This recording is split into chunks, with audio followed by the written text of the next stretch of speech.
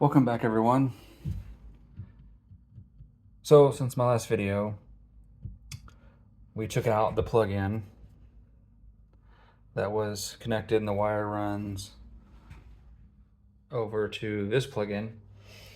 And so this is going to be gone, but I have to use connectors because there's not going to be a plug-in back there. This is where the wall cabinet is going to be. So I'll connect these so I can still use the power, and I installed the 2x4 so I can attach the sheetrock around it. And I will be using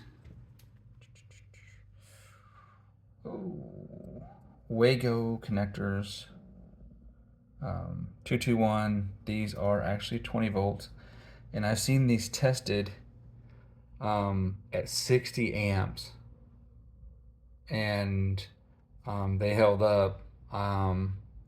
So the old models were like 15 amps and they couldn't handle 20, but these are new and improved. So let's see if I can hold on one second.